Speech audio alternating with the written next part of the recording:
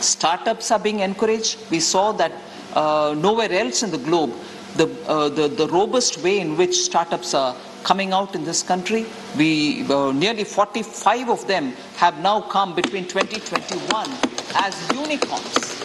They've benefited because access to funds are made easy in India. India's own funds, PE funds and VCs, are now able to support them, and therefore a lot of youth who believe in innovation, who have ideas, who can create employment, who are able to give instant solutions for our legacy problems, whether it is housing, whether it is laying of roads, whether in storage of grains, such critical ideas with which they are now contributing to the economy and bringing in a newer signature to the Indian economy are being supported in this budget as well as last, and the last year's support to the startups have shown tangible results for all of us to see.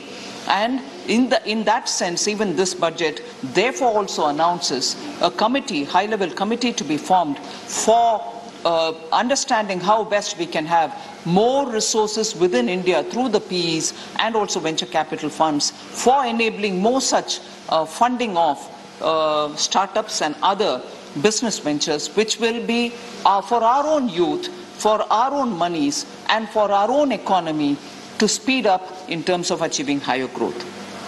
So the budget, sir, actually speaks of stability. It continues some of the policies of last year, and that policy will guide us towards next 25 years. We will see modern infrastructure. I didn't think I said anything which is going to amuse any one of us, sir. India's 25 years, the coming 25 years are going to be important. No wonder we are calling it as Amrit Kaal. And these 25 years, if there is no vision... Please.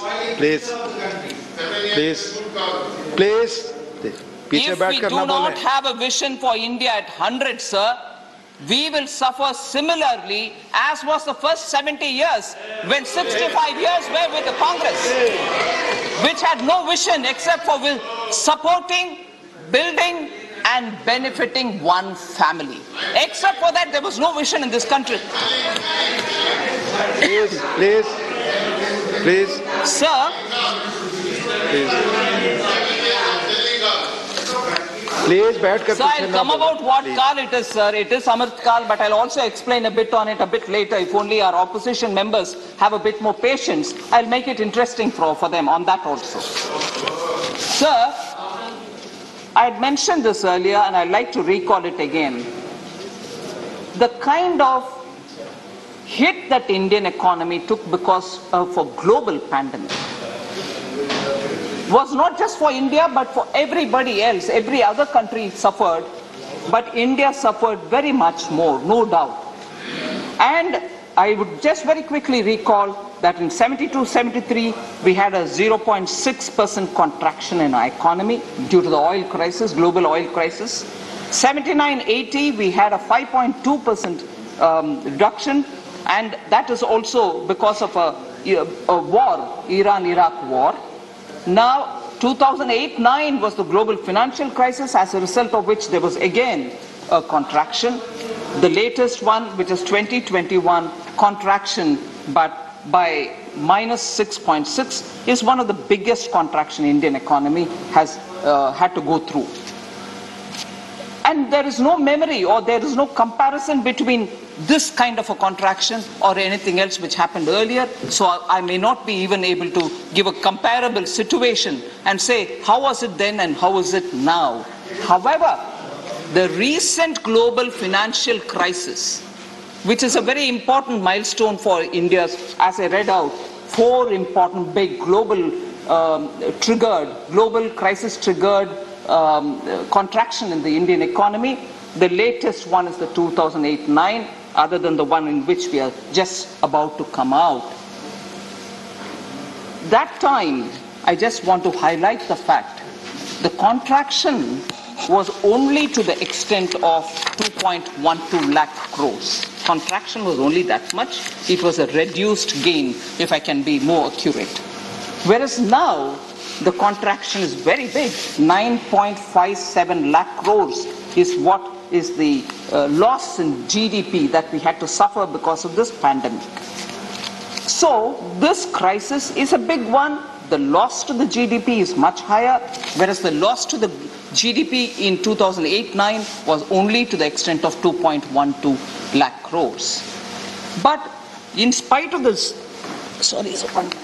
in spite of the supply side disruptions, India's CPI inflation now is at only 6.2%. I want to just highlight the fact that India's the inflation CPI, which is what is used for assessing the Mengai, as we say in Hindi, is at 6.2, whereas for a smaller contraction during the global financial crisis of only 2.12 reduction in gain, not a negative growth in that sense, reduction in gain. What was the CPI inflation then, sir, in 2008-9? Please. Sorry? Please. Sorry? Please. Because you're saying it, I'd rather benefit from your comment. Please, up, Asma. Please, up. Thank you. Please.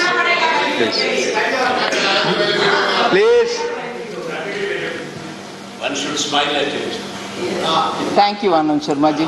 Thank you very much.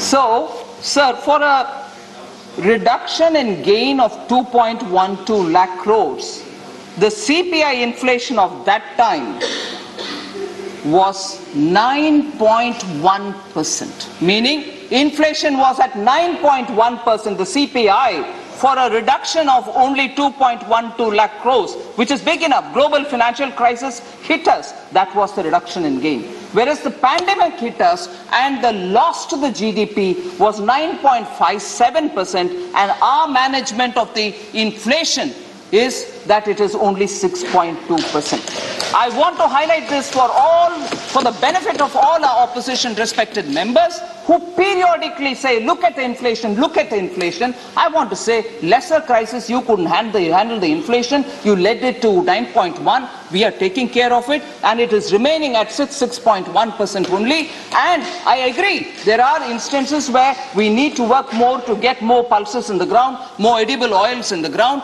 We are working on it. But a smaller crisis you couldn't handle with very experienced finance ministers. And I was mocked at saying, would you know anything at all? Leave me.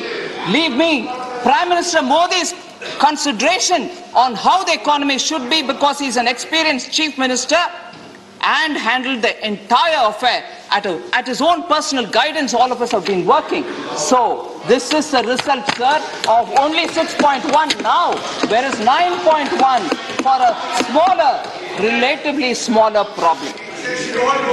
Please, Mr. John. I've admitted about that, John Bertas ji. Please. We know that ground level, if we need to do more, we shall be doing more. And thank you for reminding me that I have to go to the market. All right? Sir. Please, John Bertas. I want to highlight the fact that we chose to go through public expenditure on infrastructure building. Multiplier effect is what guided us on it. And I've said this before, revenue expenditure does not give you the required multiplier. Revenue expenditure of every 1 rupee gives you just 45 paisa worth of multiplier, and that too for that immediate specific period. Whereas for one period later, it gives us another additional 10 paisa more. So spending money through revenue does not give you the required multiplier, and the required multiplier being high is what is very critical for us now, because the economy has to revive in a sustainable manner. Otherwise it will have drops and rises. So we are doing that. So we chose not to go through the revenue expenditure route.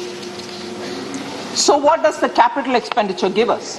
For every 1 rupee spent on capex, you get 2 rupees 45 paisa worth of multiplier in the immediate specific period, and for 1 period later, you get nearly 3 rupees 14 paisa worth of That is, over time, you get 3 rupees, 14 paisa worth of multiplier. It is a clear distinction between what gives you better multiplier, and therefore whether you want to go through the revenue route or whether you want to go through the capital route is so obviously before us, and therefore to sustain the growth we have to choose spending through public capital expenditure. And that is why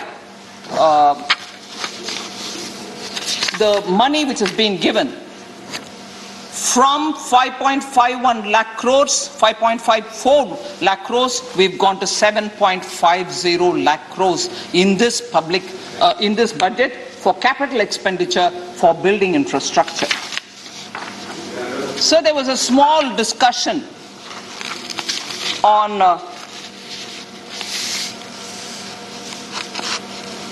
the figures given by the economic survey being very different from what it is in the government's budget speech.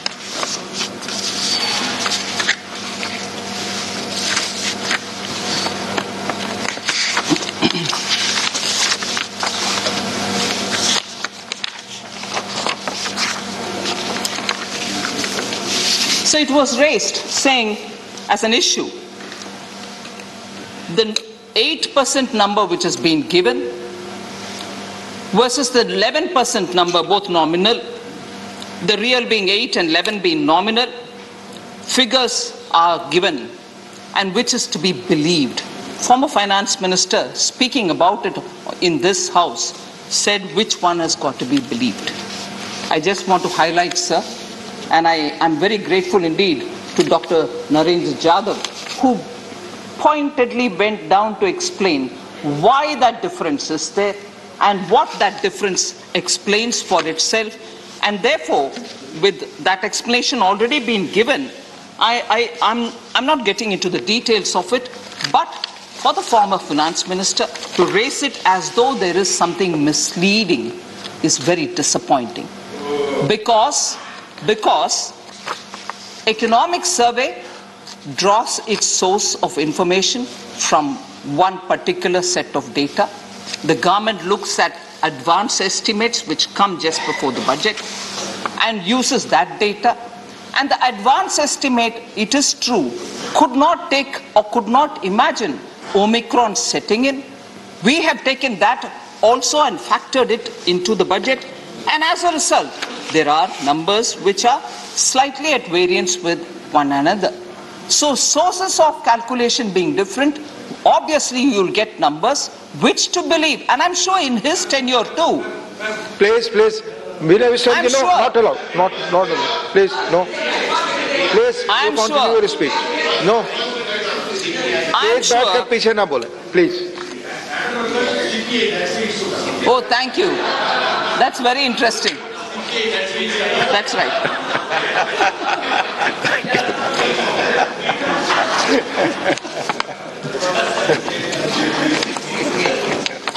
He woke up just now. So therefore, sir, the number sources of data being different and also largely in the range of the numbers that all of us are talking about does not cause any sense of worry. And I'm sure economic surveys were prepared during his term as finance minister as well. And I don't think a dicto copy between finance ministry and economic survey, which is at an arm's distance, should also be aspired for. Opinions in economy do come from different sources. So long as they are diametrically not different, I think for us to raise doubts about its credibility is only attempting to mislead. So I leave it there.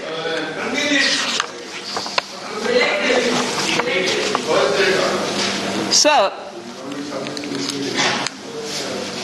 there were quite a number of members who spoke about various issues. I've clubbed them together on the head of the issue rather than by each member to go and answer every one of the questions. But I've grouped it all together. Like for instance, on unemployment. Many members spoke. Shri Ajit Kumar Bhuyan spoke. Sanjay Singh from Aam Aadmi Party spoke. Elamaram Karim ji spoke of CPM. Srimati Kanimori from DMK spoke. Dola Singh ji spoke from TMC. Kapil Sibal ji spoke. A.D. Singh ji spoke. former Finance Minister Chidambaram ji spoke. So I've grouped it all together to address the issue of, say, unemployment, so that I can speak about it. So the budget mentioned about different categories under which some employment is being created here, some somewhere else. But one big number which easily people picked it up and said that is the number, that is all that you're going to create, 60 lakhs is all that you're going to create. Sorry, I think what got missed out in that is PLI, which is being now given for 14 sectors. We are describing each PLI scheme which is being given for different sectors, and this one where we spoke about PLI, for the PLI driven exercises we said a 60 lakh number. That doesn't end the story there. There are various other steps that the government is taking aiming at improving employment. And I very clearly did also speak in a bit of an elaboration about how drones are also going to generate more employment in the rural area. It's actually showing results in many of the districts where it has already been adopted. So when also we are spending so much on infrastructure building, that cannot be without employment. Even that is going to be 7.5 lakh crores being spent for building public infrastructure is also going to be because there will be employment generated there.